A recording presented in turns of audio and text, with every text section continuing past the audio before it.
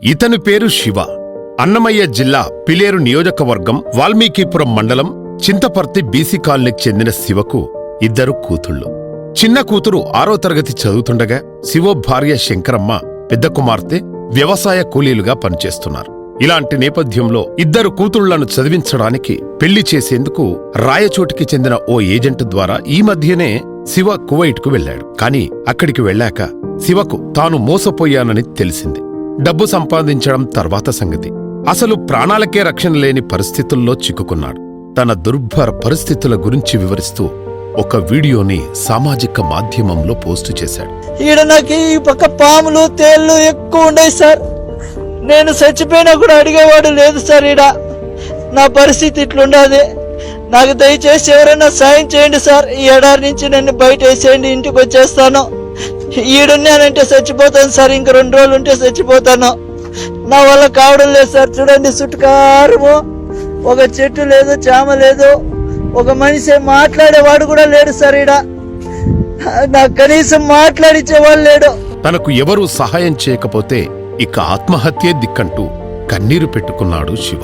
అది చూసి శివ చిన్న కుమార్తె కన్నీటి పర్యంతమైంది.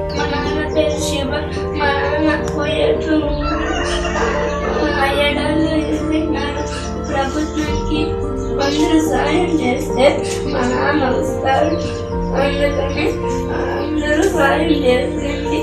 అందుకని మా నాన్న ఎక్కడో ఉన్నాడు.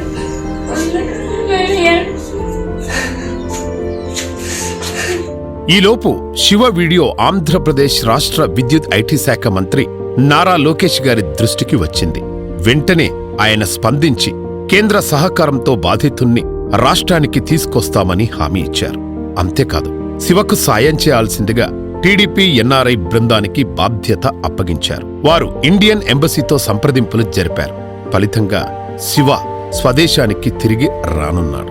ఆ కూతుళ్లు తన తండ్రిని కళ్లారా చూసుకోనున్నారు. శివ విషయంలో తక్షణం స్పందించిన మంత్రి లోకేష్ గారికి శివ కృతజ్ఞతలు తెలిపారు. ఇప్పటికే మంగళగిరి నియోజకవర్గంలో ప్రజా దర్బార్ కార్యక్రమం ఏర్పాటు చేసి ప్రజల సమస్యలను పరిష్కరిస్తున్న లోకేష్ గారు తన దృష్టికి వచ్చిన ప్రతి ప్రజా సమస్యను పరిష్కరించేందుకు కృషి చేయడంపై ప్రజలు సర్వత్రా హర్షం వ్యక్తం చేస్తున్నారు.